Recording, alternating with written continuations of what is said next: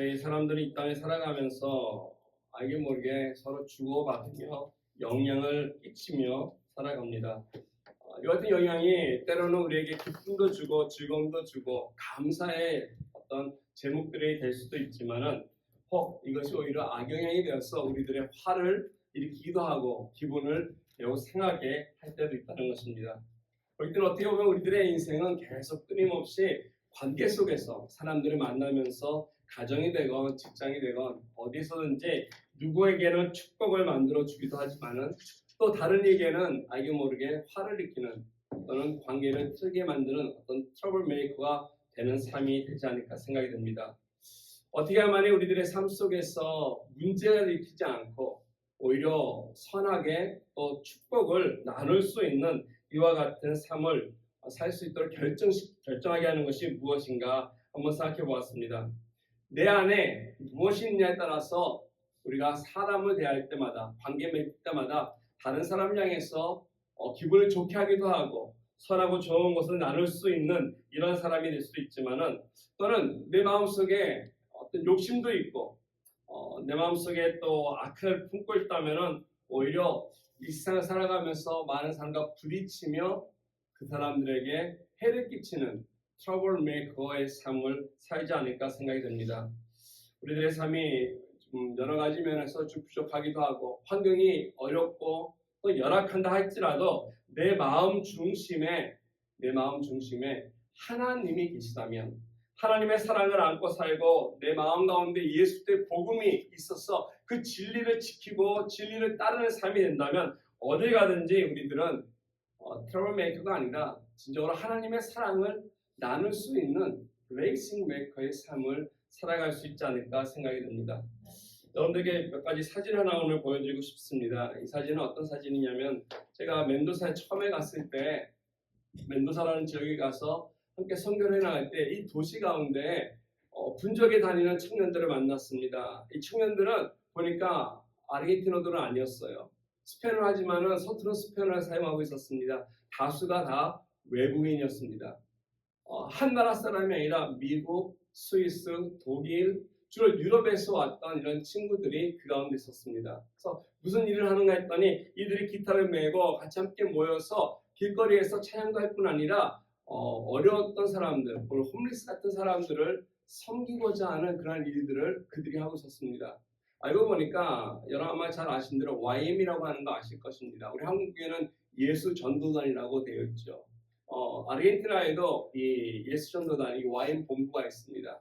두 군데가 있는데 하나는 이제 부에노스아이레스에는 오피스가 있고 그리고 코르도바와 멘도사에는 이 캠프가 있습니다. 그래서 그곳에서 이 디사이플 훈련도 받고 또 세계에 있는 많은 젊은이들이 그곳에 와서 훈련도 하고 그래서 그곳을 지나면서 가는 그런 과정들이 있었습니다. 그곳에 이 YM 센터가 있는 줄 몰랐는데 이들을 만나면서 이곳에 YM 센터가 있는 줄 알게 되었고 그들과 함께 이야기하는 동안에 보니까 그들이 이 홈리스들에게 그런 음식을 나눠주기로 했지만 그들의 재정이 그렇게 넉넉하지 않았습니다. 그래서 제가 일주일에 2번 이 일을 하는데 한 번은 제가 재정적으로 후원하고 함께 동참을 하고 한 번은 그들이 하고 있어요. 일주일에 2번 그들에게 점심을 제공하는 사역을 하기 시작했습니다. 여기 보면은 이 기타를 치고 있는 이 자매가 있죠. 지금 이제 아마 거기 더 이상 없을 겁니다. 독일 자매인데 조아나라고 하는 자매입니다. 이 자매가 참 귀한 자매더라고요. 이런 몰랐어요. 얼마나 귀한 자매냐면 이 자매의 아버지가 독일에 있는 아디다스 컴퍼니의 부사장이십니다. 네, 아디다스 컴퍼니. 그걸 전 몰랐어요. 이 후꿈에서 이 YM에서 무슨 일을 하냐면은 1년에 한 번씩 이 어려운 부르일 아이들에게 운동화를 선물하기로 해서 아르헨티나 아디다스 회사에다가 도네이션을 요청을 했습니다. 대부분 큰 기업에서는 도네이션을 하는데 아르헨티나 아디다스에서 거절한 거야. 우리 그런 거 안 한다고. 이 자매가 화가 나가지고 독일에다가 아버지한테 얘기해서 독일에다가 메일을 보냈어요. 보내고 나서 한 며칠 안 됐던 것 같아요. 아르헨티나 아디다스 컴퍼니에서 연락이 왔어요. 큰 트럭에다가 잔뜩 신발을 신고 실어가지고 온 거죠. 본사에서 아르헨티나 지사로 가서 전해주라고. 파워가 대단하더라고요. 한 150명 넘는 아이들에게, 그 인디언 아이들에게 새 운동화를 그들에게 다 선물할 수 있는 귀한 일이 됐습니다. 이들이 하는 일들이 뭐냐면 마음속에 사랑을 품고 있었기 때문에 이 어려운 사람들을 그냥 두지 못했던 것입니다. 기꺼리는 사람들이 샤워도 못하고 여러 가지 어렵다 보니까 일주일에 한 번씩은 자기네들의 본부로 데려가서 다 샤워를 시켜요. 할 수 있도록 배려를 하고 거기서 음식을 나눠주고, 한 번은 지금 이 보고 있는 자리가 버려진 이 기차역인데 더 이상 기차 다니지 않기 때문에 그 기차역을 시에서 허가를 받아가지고 우리가 그 사용해서 이곳에 이들이 음식을 준비해 갖고 와서 그 주변에 모이는 많은 사람들에게 같이 음식을 나눠주는 사역을 한동안 했습니다. 찬양도 하고 가서 복음도 전하고 상담도 해주고, 단지 우리가 하지 않는 건 뭐냐면 현찰을 주지 않는 것입니다. 돈은 주지 않지만 가능한 모든 도움을 줄 수 있는 것들은 이들에게 우리가 배려해서 함께 사역하는 이 귀한 일들을 했다는 것입니다. 마음속에 사랑이 있으면 알게 모르게 그 사랑이 다른 이들에게 전해지고 열매가 맺혀지는 모습을 봅니다. 진리를 품고 있으면 우리가 진실된 마음들이 전해진다는 사실입니다. 우리들의 마음속에 누군가를 축복하고자 하는 마음이 있으면 결국엔 그 축복이 우리를 통해서 다른 사람들의 삶 속에 아름답게 그 축복의 결실을 맺게 되는 것입니다. 왜 그렇습니까? 그것은 바로 저와 여러분들이 다른 분이 아닌 예수 그리스도를 우리가 모시고 살기 때문에, 그 하나님이 우리와 함께 계시기 때문에, 그 축복의 근원이 되신 분이 우리 속에 있기 때문에 당연히 그 복이 함께 나가서 함께 누리면서 많은 사람들에게 나타나는 것입니다. 그렇기 때문에 우리 삶 속에 알게 모르게 가만히 있어도 이처럼 아름다운 그리스도의 향기가 드러나는 것입니다. 많은 사람들이 이처럼 하나님의 축복을 이렇게 나누면서 느끼면서 경험하면서 살아가야 할 텐데, 알게 모르게 이 세상에는 이 중간에 이것을 깨트리는 트러블 메이커, 문제를 유발시키고 어렵게 하는 이런 사람들이 많다는 것입니다. 어디 가든지 항상 이런 기분을 상하게 하고 분위기 깨트리고 어렵게 하는 이런 트러블 메이커가 있다는 것입니다. 우리들은 어떠한 모습으로 살아가야 하겠습니까? 우리는 가능하면 하나님께서 우리에게 주신 삶을 통해 어디 가든지 트러블 메이커가 아니라 이들을 축복하는 블레싱 메이커로, 그 사람 성령을 바꿔서 그 사람을 알고 복되고 기분 좋게 행복한 자로 세울 수 있는 인생을 살아가야 할 것입니다. 오늘 본문을 통해서 이것이 어떻게 우리 삶 속에 좀 더 이루어져서 하나님께서 기뻐하시는 복된 축복의 통로의 삶이 될 수 있을까를 함께 나눠보기 원합니다. 오늘 말씀은 이제 로마서를 마무리하면서 사도 바울이 그 로마 교회에게 인사를 마무리하고 마지막으로 드리는 권면의 말씀이 오늘 17절에 기록이 되어 있습니다. 말씀이 이렇게 시작됩니다. 형제들아, 내가 너희를 권하노니 너희가 배운 교훈을 거슬려 분쟁을 일으키거나 거치게 하는 자들을 살피고 그들에게서 떠나라라고 권면하고 있습니다. 여기서 권면한다, 권한다라고, 내가 너희를 권하노니 라면서 권하고 있는데, 이 권한다란 말이 유명한 단어입니다. 몇 주 전에 요한복음 공부하면서 성령 하나님께서 하시는 사역 가운데 요한은 성령을 파라클레토스라고 부른다라고 말씀드렸습니다. 이 파라클레토스라는 것은 헬라어로 위로한다, 동행한다, 권면한다라고 하는 이런 뜻입니다. 그래서 즉 위로자, 권면자라는 뜻인데, 오늘 지금 사도 바울은 이 로마 교회에게 권면을 합니다. 권면하는데 이 말씀을 가만히 보면 좀 부드럽게 얘기하는 것 같은데, 이 부드러움 가운데서도 매우 엄격하고 단호하게 아주 강한 이러한 권면의 말씀이 담겨져 있다는 것입니다. 그래서 이 말씀을 가만히 보면 바울이 매우 조심스럽게 이들에게 귀한 말씀을 권면하고 있구나. 그래서 윌리엄 바클레 목사님은 이것은 아마 바울이 그들에게 하는 마지막 호소가 아니었을까 이렇게 해석해 놓고 있습니다. 정말 귀한 로마서인데 처음부터 마지막까지 정말 그 어느 하나도 버릴 것이 없이 우리에게 소중한 말씀이고 지켜야 할 말씀이고 그리고 마음에 담고 살아가야 할 말씀인데, 마지막 부분에 와서 바울이 이 로마 교회에게 이 말씀을 전하면서도 마치 뭔가 다 미처 전하지 못해서 그들에게 이것까지도 안타까운 마음을 전하고자 하는 권면의 말씀을 적고 있는데, 왜 그랬을까? 그 당시의 배경을 좀 생각한다면은 바울의 마음을 좀 엿볼 수 있지 않을까 생각이 됩니다. 왜 그러냐면 어디 가나 말씀드린 것처럼 문제를 일으키는 사람들이 있다라는 것입니다. 그 문제를 일으킨 사람들이 사회에만 있는 것이 아니라 교회 안에도 들어와서 교회에 분열을 일으키고 분리시키고 그 안에서 다툼을 일으켜서 분쟁을 일으키는 이 트러블 메이커들이 있다는 것입니다. 그래서 영어 성경에는 어떻게 썼냐면 이 사람들을 카오스 디바이시온, 그러니까 이 분열을 이렇게 나누게 하는 사람들이다 이렇게 얘기하고 있습니다. 어떤 사람들이 로마 교회에서 그 교회 안에 있으면서 이렇게 혼란을 일으키고 분쟁을 일으키는가 정확하게 누군지는 모르겠습니다. 누군지 모르나 아마 세 가지 정도로 이런 사람들이 아니었을까 우리가 생각해 볼 수 있는데요. C.H. 데드라고 하는 분은 아마 이 사람들은 골로새 교회에 있었던 같은 이런 사람들이 아닐까 얘기합니다. 골로새에 보면은 이런 말씀이 있습니다. 너희는 붙잡지도 말고 또 만지도 말라라고 하는 이런 말씀이 있는데요. 즉 금욕주의자들, 영지주의자들을 얘기하고 있습니다. 그 사람들은 이 하나님의 말씀, 이 성경의 가르침이 아니라 이거를 좀 왜곡해서 바울이 가르치고 있는 또 전하고 있는 복음을 따르지 않도록 하는 그런 사람들이 이 골로새 교회에도 있었는데 훗날에 이런 사람들이 고린도 교회도 왔고 빌립보 교회도 마찬가지고 여러 사회 곳곳에 있어서 영향을 줬던 것 같습니다. 그래서 그런 사람들이 로마에도 있지 않았을까. 두 번째는 이런 사람뿐 아니라 도덕 폐기론자라고 하는 사람들이 그 교회에 있을 수 있습니다. 다른 말로 하면 율법이 필요 없다. 율법 폐기론자라는 것입니다. 이제 우리가 바울을 통해서 기쁜 복음을 들었으니까 이 복음대로만 살면 되는 거지 율법이 무슨 소용이 있겠느냐. 율법은 우리가 따르지 않아도 된다. 율법은 지키지 않아도 된다라고 하면서 율법은 우리가 버려도 된다라고 하는 율법을 폐기하는 이런 사람들이 있다는 것이죠. 이런 사람들이 들어와서 여러 가지 문제들을 일으키는데 제 생각에는 이런 두 가지보다도 세 번째의 확률이 더 높지 않을까 생각합니다. 그것은 계속 끊임없이 사도 바울이 어느 곳에 가든지 그곳에 있으면서 바울을 불편하게 하고 어렵게 했던 사람, 즉 바로 유대주의자들이라는 것입니다.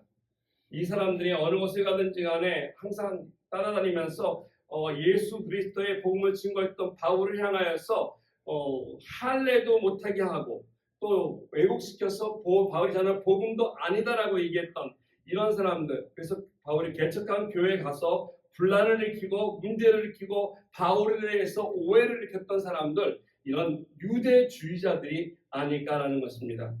아마 로마 교회에도 이와 같은 유대주의자들이 있었을 것입니다. 어느 이유, 그 이유 중에 하나가 17절 말씀에 보면은 이렇게 얘기하고 있지 않습니까?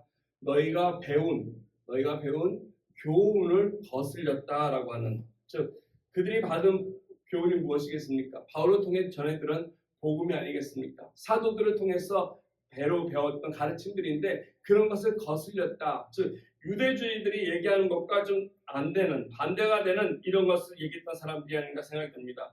이런 사람들이 알게 모르게 교회 안에서 분쟁을 일으키고 그리고 사람들의 마음을 갈라놓게 하는 이런 일들을 했던 것 같습니다. 그래서 오늘 바울이 그들을 향해서 경계하면서 떠나라. 그들로부터 떠나라. 다른 말로 하면 그들을 교회에서 내어 쫓으라고 하는 말도 될 수 있습니다. 그런 사람들이 바로 교회 안에 어떤 문제를 일으키는 트러블 메이커들이라고 소개할 수 있습니다. 근데 교회는 감사하게도 이런 사람만 있는 것이 아니라 또 한 그룹의 사람들이 있음을 바울은 우리에게 언급해주고 있습니다. 19절 말씀에 보면은 방금 소개해드렸던 이런 트러블 메이커들과는 다른 정반대가 되는 케이스의 사람들이 언급이 되어 있습니다. 보니까 너희의 순종함이 모든 사람에게 들리는지라 그러므로 내가 너희로 말미암아 기뻐한다라고 하면서 사도 바울이 로마 교회 안에 성도들 가운데 그들 가운데 순종하면서 하나님 말씀 안에서 교회가 건강하게 바르게 자라도록 애쓰고 힘쓰는 사람들이 있다는 것을 통해서 기뻐하는 그의 마음을 전하고 있습니다. 아마 이 사람들이 로마 교회의 다수가 아니었을까 생각됩니다. 이런 사람들은 바울의 기쁨을 주었고 그들로 하여금 기쁘다고 하는 것을 바울은 숨기지 아니하고 오늘 잘 전해주고 있습니다. 모든 사람에게 들려지고 바울에게까지도 그 소문이 들려져서 많은 사람들로 하여금 그들의 행하는 일들, 생활하는 모습들을 전해 들을 때마다 마음속에 감사와 기쁨이 있게끔 하는 이런 사람들이 로마 교회 안에 있다는 것이죠. 이런 사람들이 바로 블레이싱 메이커입니다. 어디 가서든지 그들에게 일을 통해서 좋은 소식을 전해주고 귀한 하나님의 일들을 전해줬을 때 하나님께서 그들을 통해 역사함을 통해 함께 더불어 영광 돌릴 수 있게 하는 사람, 이런 사람들이 오늘 교회가 필요로 하는 유형의 사람들입니다. 말할 것 없이 이처럼 축복을 나누고 또 축복을 주는 블레싱 메이커가 많으면 많을수록 정말 하나님께서는 그 교회를 통해 영광 받으실 것입니다. 이런 측면에서 정말 저와 여러분들이 예수님을 따르고 예수님을 믿고 그리고 생활한다면 어디서 문제를 일으키는 이런 트러블 메이커가 아니라 가능하면은 누굴 블레싱할 수 있는 정말 복을 빌어주고 그 복을 나눌 수 있는 이런 귀한 사람으로서 살아가야 되지 않겠습니까? 어떻게 해야만이 우리가 이 땅을 살아가면서 바울처럼 어디 가든지 누굴 만나든지 이렇게 축복을 일으키고 나누면서 살아갈 수 있을지 꼭 필요한 세 가지 요소를 오늘 본문을 통해서 함께 살피기 원합니다. 첫 번째는 우리가 이 땅에 살아가면서 이런 축복의 통로가 되기 원한다면요, 우리가 먼저 그 축복의 근원이 있어야 한다는 것입니다. 이 복이 어디서 오는지 이 복을 우리가 만들어 메이커해야 되는데 이것을 만들기 위해서는 근원이 어딘지 알아야 한다는 것이죠. 절대로 우리의 힘으로 우리의 능력과 우리의 노력으로 이와 같은 복을 우리는 만들어낼 수는 없다는 것입니다. 내가 어떤 선을 만들고 좋은 걸 만들어서 누구에게 나눠줄 수 없다는 사실입니다. 왜 그렇습니까? 그것은 다른 이유가 아니라 우리 자신 자체가 죄인이기 때문에 그렇다는 거죠. 우리 안에 알게 모르게 또 죄가 있고 우리 죄성을 갖고 있기 때문에 우리 이 땅을 살아가면서 가만히 있으면 필연적으로 맺는 열매가 있는데 그것은 죄의 열매라는 것입니다. 아무것도 안 해도 자연적으로 죄의 열매가 맺혀진다는 것입니다. 이게 바로 우리들의 원래의 모습입니다. 그래서 우리는 누군가에게 축복을 나눠주고 축복의 열매를 맺게 할 수 있는 그런 근원은 될 수가 없다는 것이죠. 그러므로 참된 축복의 근원이 우리 속에 있을 때만이 그걸 통해서 우리의 삶 또한 복이 되고 이 복을 나눌 수 있는데 그분이 누구시겠습니까? 바로 예수 그리스도라고 말씀드릴 수 있다는 것입니다. 예수 외에는 이 축복의 근원이 없습니다. 에베소서 1장에 보면은 사도 바울은 우리를 향해서 말씀하면서 이렇게 얘기합니다. 신령한 복이 우리에게 주어졌다고 하는데 이 신령한 복이 딴 데서 온 것이 아니라 바로 하늘에 속해 있는 하나님께서 우리에게 예수 그리스도 안에서 주었다는 것입니다. 그냥 우리가 복을 받는 것이 아니라 예수 그리스도를 통해서 이와 같은 놀라운 복이 나에게 그리고 나를 통해서 다른 사람이 나눠줄 수 있도록 그 근원이 내 심령 가운데 오고 와 계시다는 사실을 말씀해주고 있습니다. 반대로 이 예수를 내가 리젝한다면 이 예수도 내가 영접하지 않고 믿지 않고 받아들이지 않다면 어떻게 되겠습니까? 아까 말씀드린 것처럼 가만히 있어도 죄의 열매를 맺는 우리 삶이기 때문에 어디 가든지 누구를 복되고 누구를 좋게 좋은 결과를 가져오는 것이 아니라 우리는 그들 가운데 문제를 일으킬 수밖에 없는 트러블 메이커로 살 수밖에 없다는 것입니다. 그래서 오늘 말씀 18절과 19절을 다시 보시면은 이처럼 이 세상을 살아가면서 문제를 유발시키는 사람들이 있고요. 또는 기쁨을 유발시키는 사람들이 있는데 그 차이점을 잘 얘기해주고 있습니다. 어떤 차이점이냐면 18절 말씀에 보니까 이 같은 자들은 얘기합니다. 우리 주 그리스도를 섬기지 아니하고 다만 자기들의 배만 섬긴다. 이 세상에서 문제를 일으키고 분열을 일으키고 사람을 가르면서 분노하며 살아가는 사람들 그 첫 번째 특징이 오늘 말씀에 보니까 그리스도를 섬기는 것이 아니라 무엇을 섬긴다고요? 자기의 배를 섬긴다. 자기의 욕망과 자기의 만족대로 살아가는 사람을 일컫고 있는 것입니다. 내 멋대로 내 뜻대로 나의 만족만을 위해서 살아가는 것, 내 배가 요구하는 대로 살아가는 사람을 오늘 바울은 이렇게 얘기합니다.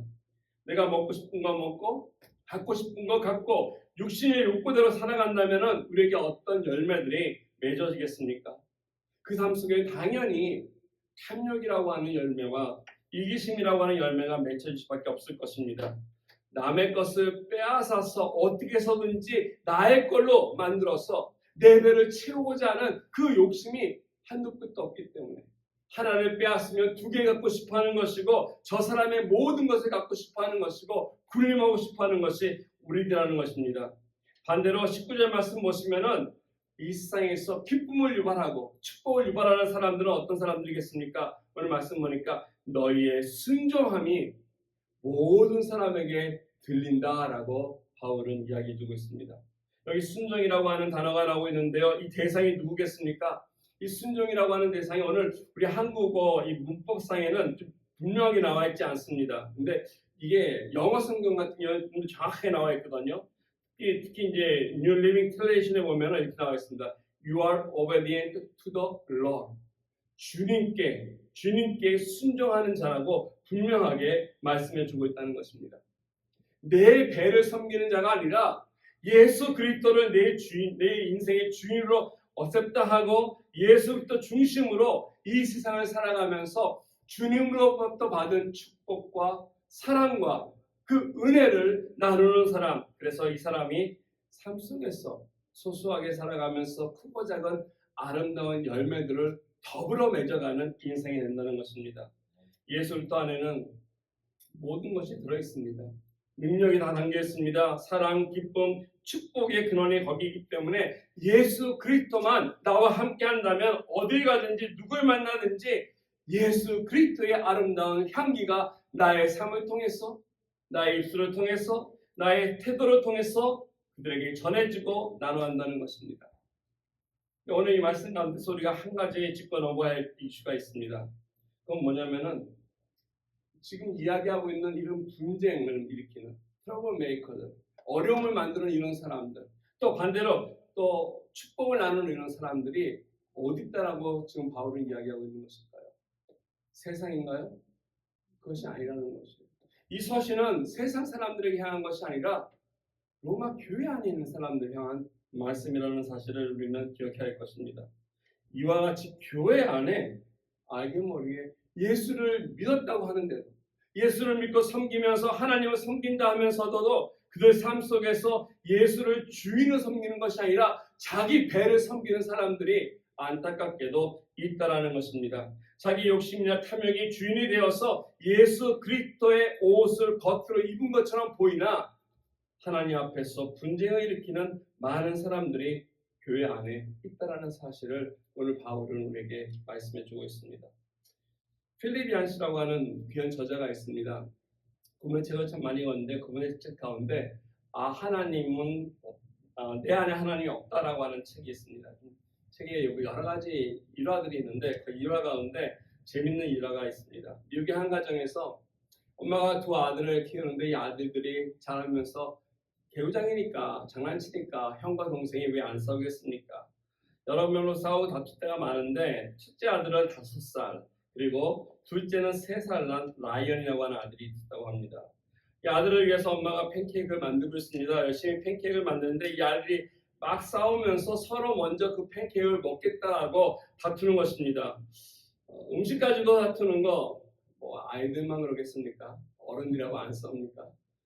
며칠 전에 와이프가 그러더라고요.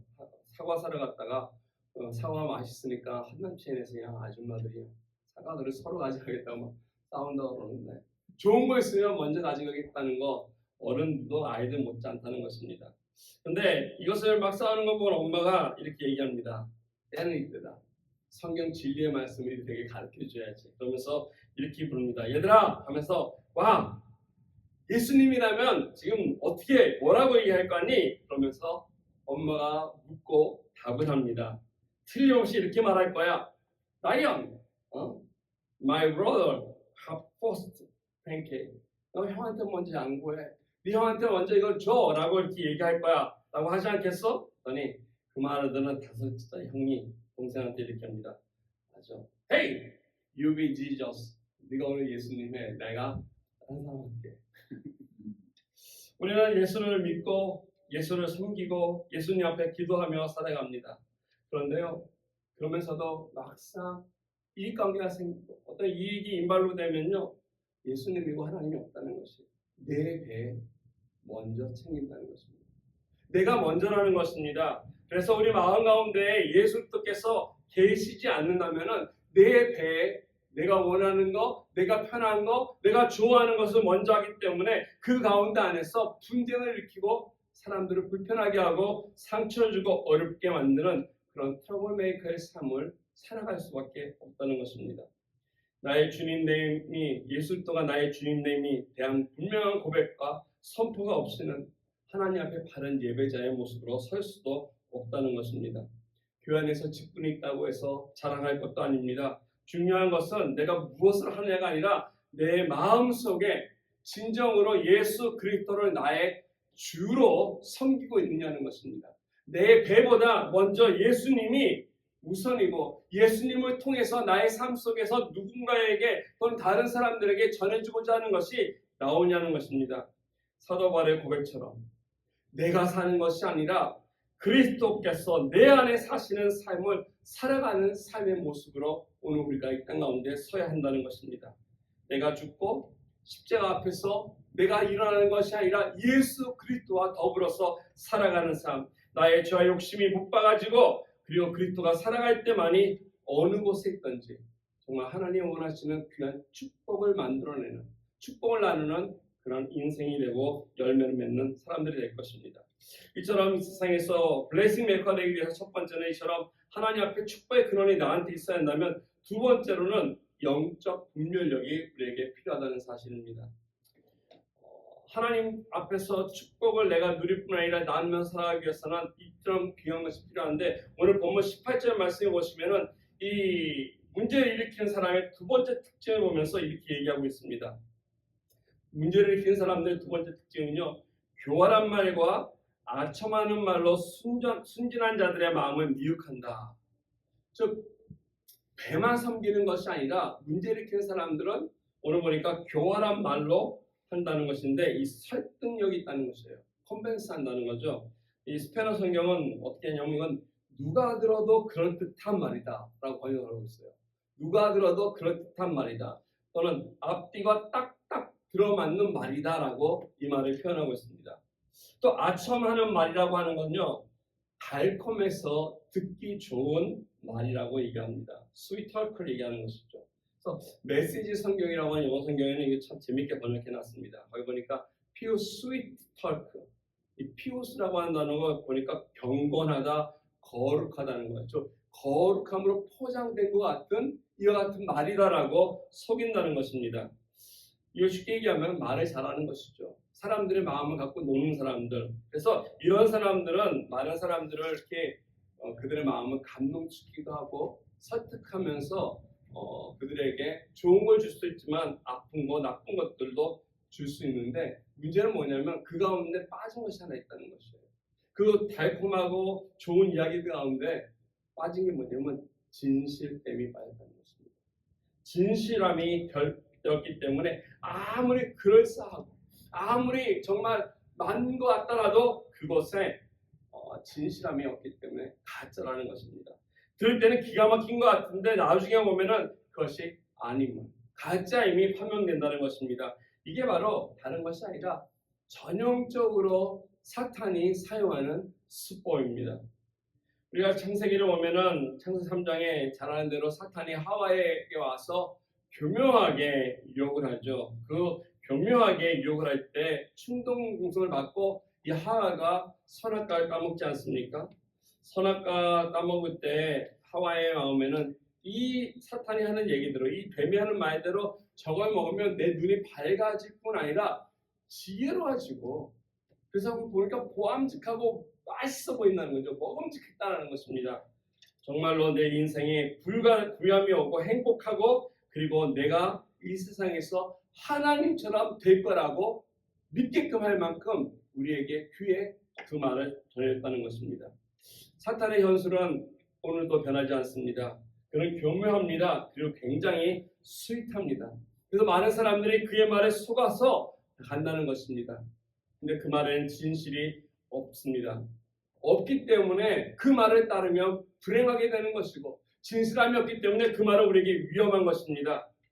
세상에서 달콤한 것을 이렇게 얘기한다면 스윗한 걸 얘기하면 여러분 무엇을 떠올리십니까? 아마 초콜릿이 우리에게 가장 달콤한 것이 아니겠습니까? 저도 많이 되게 좋아하는데 먹지 않습니다. 근데 다르크 초콜릿은 괜찮대요. 당일 때는 많이 못 먹지만 이 초콜릿이 달콤하기 때문에 사람들의 기분을 업 시켜주고 기분 좋게 한답니다. 그래서 언제 많이 판매가 되냐면 발렌타인데이 때, 생일날 때, 무슨 이벤트 할 때 초콜릿이 함께 간다는 것이죠. 11월 11일, 이제 다음 달 얼마 있으면 11월 11일인데 11월 10일이 무슨 날인지 아세요? 집사님 너무 잘 아시네. 빼빼로 받으시겠네. 예, 빼빼로 아무도 몰라요. 그러니까 많은 사람들이 왜? 예, 왜? 근데 1111 빼빼로 데이라고. 이게 다 사업만 팔아먹으려고 그런 거 아니겠어요? 팔기 위해서 한다는 거죠. 많은 것을 이벤트에서 사람들 감동시키려고 합니다. 저도 연애 때 그런 적이 있어요. 우리 와이프가 아니었을 때, 걸프렌드였을 때 장미꽃을 이렇게 생일날 선물한 적이 있어요. 몇 성인인지 아세요? 네, 나이만큼 선물한 적이 있어요. 한 번 했어요. 한 번쯤 해볼만 해요. 한 번쯤 해볼만 했는데 이런 사람들이 있답니다. 스윗한 남자들은요, 남편들은 이거를 아내한테 선물할 때 나이만큼 쫙 가지고 갖고 와서 나이만큼 하지 않는데 한 송이를 뺀다고 합니다. 하나 모자라겠거든요. 그러면서 준대요. 그러면 와이프가 그걸 받아보고서 쭉 하면서 하나가 모자라지 하나 없잖아 이렇게 얘기하면 남편이 이렇게 합니다. 당신은 내 사랑의 영광인데 그 마지막 한 송이가 바로 당신이야. 이렇게 얘기하면 다 까무러친다고 합니다. 근데 이런 말에 속아 넘어가면 안 돼요. 큰일 납니다. 큰일 나. 이 스윗한 터이큰데 이런 말에 진실함은 없다는 것이에요. 진실함 없습니다. 그래서 진실이 없다면 아무런 의미가 없다는 것이죠. 근데 사실 이 세상에서 사탄은 우리로 하여금 정말 진실하게 글처럼 진짜처럼 보이게 하는 달콤한 말로 우리를 유혹합니다. 그 말만 들어서는 정말 모든 것이 다 이루어질 것 같아요. 여기서는 제가 텔레비를 안 봐서 모르겠는데 남미에 있을 때는 방송 밤에 보면은 주로 무슨 프로그램이냐면 그 온라인 쇼핑 방송을 많이 합니다. 그래서 이 살 빼는 기구들 또는 그 약들 이런 거 다이어트 약들 합니다. 정말 그것만 먹으면 몇십 파운드가 뭐예요? 축축축 빠지는 것 같아요. 그 운동만 이렇게 운동 기구만 하면은 거기 나온 사람처럼 정말 아름답고 몸짱들이 되는 것 같아요. 그래서 어느 한번 저 아는 장모님하고 장모님 우리가 저거 기계 하나 사가지고 장모님이랑 저랑 같이 장모님이 일주일 쓰고 제가 일주일 쓰고 우리 같이 반만 투자해서 합시다. 근데 그거 있다고 해가지고 내 살이 빠지는 게 아니고요. 그렇게 되지 않다고. 근데 그것만 본다면 정말 그것처럼 될 것처럼 우리에게 현혹시키고 이야기한다는 것입니다. 어떻게 하면이 이거에 대한 분별력을 가질 수 있겠습니까? 오늘 본문 19절 보시면 사도 바울은 하나님 앞에 기쁨을 드리는 자에 대해서 이렇게 권면하면서 이렇게 하라고 얘기합니다. 너희가 선한데 지혜롭고 악한데 미련하기를 원한다라고 우리에게 권면해주고 있습니다.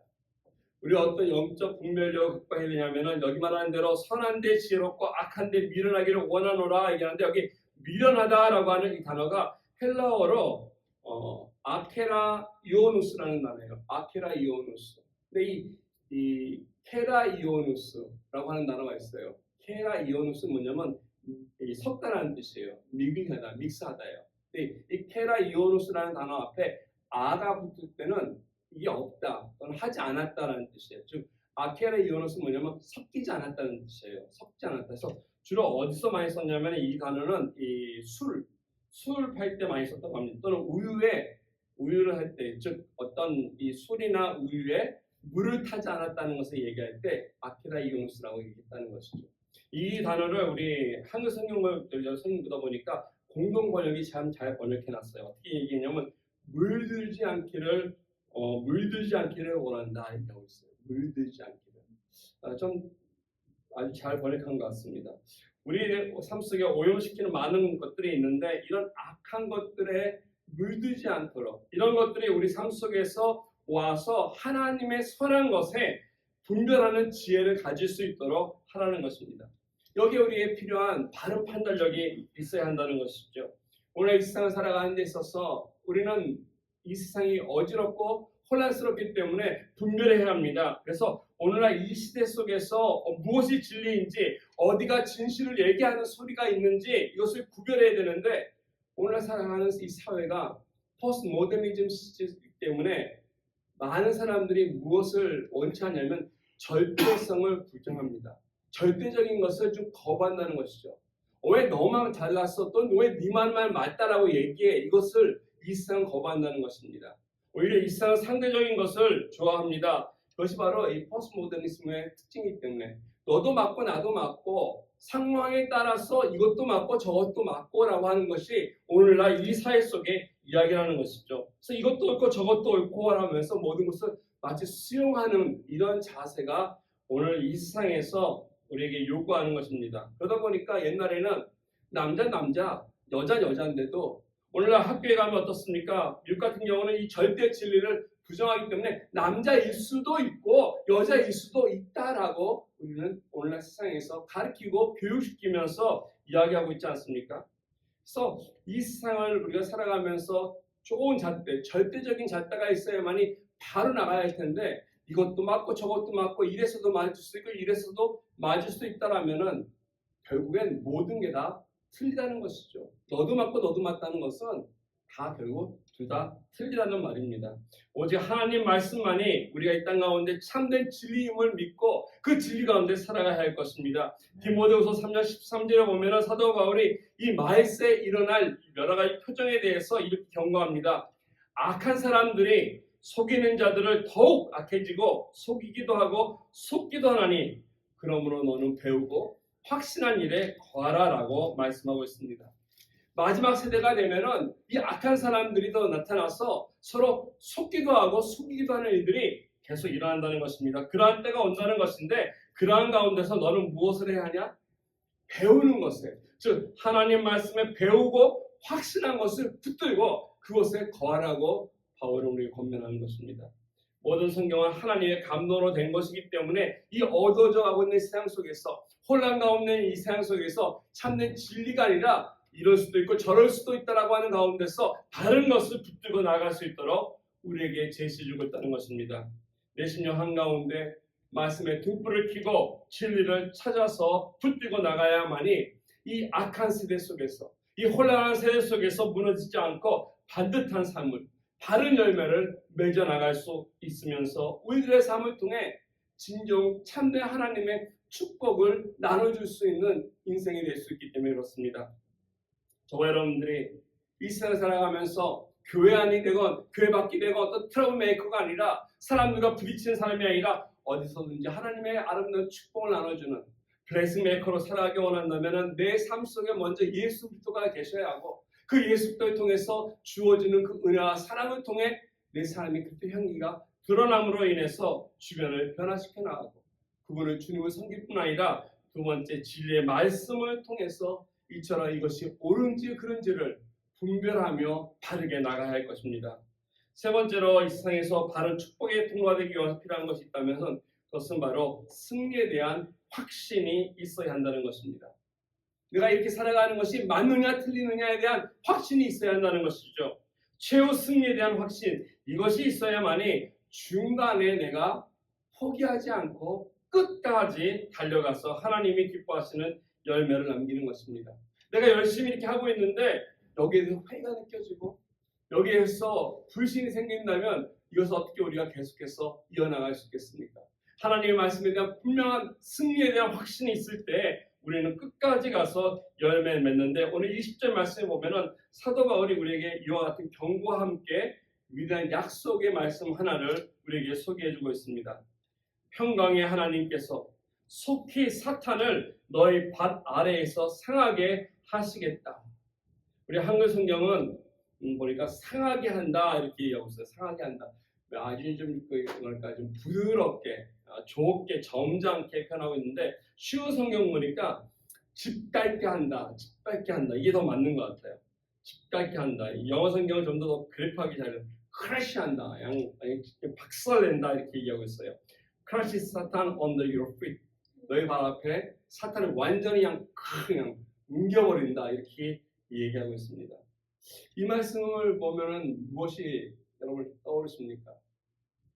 이 말씀은 창세기 3장 15절에 있는 말씀입니다. 창세기 3장 15절에 보면은 그 뱀의 후손과 여인의 후손에 대한 그 이야기를 통해서 하나님께서 우리 인간의 타락한 다음에 우리에게 주시는 귀한 약속이 있다는 것입니다. 이 약속이 은혜의 언약입니다. 아주 소중하고 귀한 말씀인데 이 말씀이 사실 핵심까지는 아니지만 이 말씀이 끊임없이 이루어지기 위해서 성경 가운데서 쭉 마지막까지 이어져서 풀어져야 할 말씀이기 때문에 그렇습니다. 어떤 분들은 이 말씀을 원시 복음이라고 소개하기도 합니다. 태초에 하나님께서 첫 번째 인간들에게 이 타락해서 절망 가운데 있고 그리고 죽을 수밖에 없는 이 인간들을 향해 주신 기쁜 소식이라는 것, 소망의 소식이라고 하는 것이죠. 배움을 하시는 대로 이번 사탄입니다. 그러면 여자의 후손은 누구를 이야기하는 것이겠습니까? 여자의 후손이 누구십니까? 바로 여기서 말하는 여자의 후손은 예수 그리스도를 이야기하는 것입니다. 또 보니까 뱀이 여자의 후손의 발꿈치를 상하게 한다라고 기록하고 있는데 이것을 바로 우리는 역사적으로 십자가의 사건이라고 우리가 생각하고 있고 그렇게 믿습니다. 여자의 후손인 그리스도는 뱀의 머리를 상하게 할 것이다. 즉 뱀이 여자의 후손의 발꿈치를 십자가에서 상하게 했기 때문에 그것은 이루어졌습니다. 그렇다면 거꾸로 이 여자의 후손의 그리스도인 여자의 후손이 뱀의 머리를 상하게 할 것이다. 뱀의 머리를 짓밟아 버리는 날이 올 텐데 이것이 바로 마지막 승리를 이야기하고 있다는 것이죠. 즉 십자가의 사건이 있었기 때문에 우리는 분명히 확신할 수 있습니다. 어떤 날이 예수 그리스도의 사탄을 완전히 짓밟아버릴 그 승리의 날이 반드시 있을 거라는 것을 우리는 확신할 수 있다는 것이죠. 오늘날 이 세상에는 아직도 우리를 어지럽히고 우리를 속이고 미혹하게 하는 영들이 있습니다. 이건 뭐 교회에도 있고요. 인터넷상에 너무 많고요. 이 세상에도 있습니다. 정말 시시때때로 사탄을 공격하고 있다라고 우리는 생각해야 할 것입니다. 왜냐하면 우리를 위해서 끊임없이 한 사람이라도 더, 한 영혼이라도 더 사탄은 하나님께 나아가지 못하도록 막고 있기 때문에 그럼에도 불구하고 우리가 흔들리지 않고 이런 혼란 속에서도 어려운 가운데서도 굳굳이 나갈 수 있는 그 방법, 그 용기가 있다면 바로 이것입니다. 이 뱀이 예수님의 발꿈치를 십자가에서 상하게 했지만은 바로 그 예수님께서 이 뱀의 머리를 완전히 짓밟아버릴 그 날이 있다라는 사실을 우리는 꼭 믿고 나가야 한다는 것입니다. 그 날이 되면은 우리는 모두 함께 주님과 그 승리의 기쁨을 외치며 기뻐할 것입니다. 아무리 약한 자들이 우리를 미혹해도 아무리 공격해와도 아무리 우리를 뒤흔들어 놔도 이 세상에 있는 모든 것보다 더 크고 위대한 승리하신 예수 그리스도가 있다는 것을 믿고 나가야 하기 때문에 그렇습니다. 이것이 바로 우리가 예수님을 순종하고 승리를 확신하고 믿고 나갈 때 성령 하나님께서 그 순종함을 통해서 이 세상에서 우리를 하나님의 귀한 사람으로 축복을 나누는 사람으로 세워주신다는 것입니다. 가는 곳곳마다 생명의 열매를 맺게 하시고 가는 곳곳마다 하나님의 축복을 나눠주어서 사람의 생명을 살리는 일들을 저와 여러분들을 통해서 하나님의 귀한 백성들을 통해서 이루어가시기 때문에 그렇습니다. 교회를 개척하기 위해서 그 전에 기도도 많이 했지만은 여러 책을 많이 봤습니다. 책을 보면서 교회 개척에 관한 책, 교회 개척, 성장, 여러 가지 이론들을 보면서 무엇을 어떻게 하면 될 것인가, 교회가 개척이 된다면 오늘의 세상에 어떻게 할 것인가 보면서 봤던 책 중에 하나가 이 맥 브루스 목사님이 쓴 책에 보면은 Why Church Die? 왜 교회가 죽어가는가라고 하는 제목의 책이 있습니다. 거기 보면은 이 목사님이 오늘날 현대교회를 여러 가지 모습으로 이렇게 진단하면서 이렇게 얘기합니다. 마치 오늘날 교회는 독사에게 물려서 그 독이 퍼져가서 서서히 죽는 그러한 몸으로 비유하고 있습니다. 그래서 이 교회가 죽는 것은 시간 문제다. 독이 퍼져가기 때문에 당장은 죽지 않지만 죽어가고 있다라는 그 현 시점을 이렇게 얘기하고 있습니다. 이걸 보면서 이게 뭐 미국 교회만이 아니라 한국 교회, 아니 전 세계 팬데믹을 지나면서 정말 많은 교회 모습들이 마치 정말 독사에게 물려서 독이 서서히 퍼져서 마비가 되고 힘을 잃고 죽어가는 모습이 아니었을까라는 생각이 들었습니다. 어떻게 회복할 것인가? 어떻게 이 독에서 일어나서 건강을 되찾을 것인가? 그 책을 보면은 목사님은 세 가지의 모습을 소개합니다. 첫 번째는 교회 안에 개종자들이 있다는 것입니다. 컨버트. 예수님을 믿고 구원받은 사람들이 있다는 것이죠. 그래서 많은 사람들이 교회에 와서 예수님을 찬양하고 영접하고 기뻐한다는 것입니다. 그런데 거기까지라는 것이죠. 거기까지. 교회에 와서 복음을 듣고 구원받으면 거기까지만이라는 거예요. 더 이상 나가지 않는다는 것이죠. 거기서 멈추는 수많은 교회가 있다는 것입니다. 근데 이보다 조금 더 건강한 교회가 있대요. 이 조금 더 건강한 교회는 그 사람들을 양육을 시킨다는 것이죠. 훈련시킨다는 것입니다. 그래서 디사이플을 만들어가는 그런 교회가 있대요. 제자 훈련시키는 것이죠. 말씀을 가르치는 것입니다. 정말 굉장히 좋은 것이고 유익한 것이고 그리고 아름다운 결과를 가져올 수 있는 것입니다. 그래서 교회에 나오는 분들에게 말씀을 가르치고 양육하고 프로그램을 도입해서 여러 가지 일들로 인해서 그런 일들을 행할 수 있도록 하는 교회들이 있다는 것입니다. 그래서 그 사람들로 하여금 교회 나온 사람들로 하여금 말씀을 봐서 점점 살이 찌도록 영양가 좋은 걸 채워줘서 그 교회 안에 살이 점점 불어있는 이런 사람들이 교회 가득한 교회들이 있다는데 많은 교회들이 또 보통 거기까지랍니다. 교회 안에서 양육받고 말씀 듣고 제자가 되긴 했는데 거기서 멈추기 때문에 이 교회가 교회다워지지 못하는 안타까움이 있다는 것입니다. 세 번째 교회를 얘기하면서 이런 교회가 필요하다 얘기합니다. 아포스톨로스 교회가 필요하다는 것이죠. 아포스톨로스는 뭐냐면 이 영어의 아포스, 즉 사도라는 뜻입니다. 사도라는 말은 뭐 다른 것이 아니라 보냄을 받았다는 뜻입니다. 어딘가에 사명을 가지고 보내겠다, 사신을 얘기하는 것이죠. 하나님 교회 안에서는 그 교회에는 하나님의 성도들이 모여야 합니다. 예수도 영접하고 하나님 앞에 영광 돌리고 예배하는 자들이 와야 하는 건 당연합니다. 그리고 그분들이 오셔서 하나님의 말씀을 배우고 양육받고 그리고 그 배움을 통해서 영적으로 살찌는 거 좋습니다. 그래야 된다는 것이죠. 그런데 거기까지가 교회의 사명이라면 문제라는 것입니다. 그냥 절대로 그렇게 해서는 그 교회가 살아날 수는 없기 때문에 그렇습니다. 교회가 아무리 숫자가 많아져도 결국 그 교회는 살찐 그 사람들을 유지하기 위해서, 메인테인하기 위해서 여러 가지 일들을 또 하기 때문에 하는 것이죠. 교회의 사명이 결국은 메인테인하기 위해서 이 사람들을 딴 데 못 가게 하기 위해서 꼭 붙잡는다는 것입니다.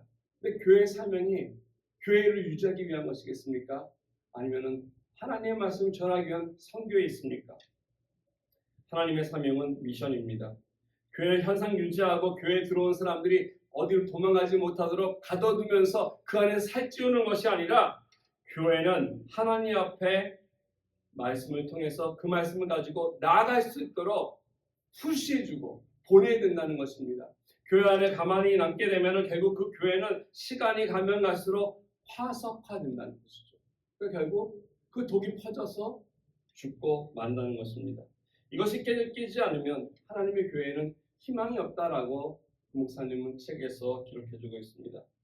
교회가 큰 것이 중요한 것이 아니라 그 교회에 생명이 있느냐, 이것이 중요하다는 것입니다. 복음의 생명이 없다면 교회가 교회로서 있어야 이유가 사라진다는 것입니다. 단지 사람들의 집단이고 사람들의 모임일 뿐입니다. 많은 사람들이 모여서 뭔가 좋은 것은 하지만 그 이상도 이하도 되지 않는다는 것이죠.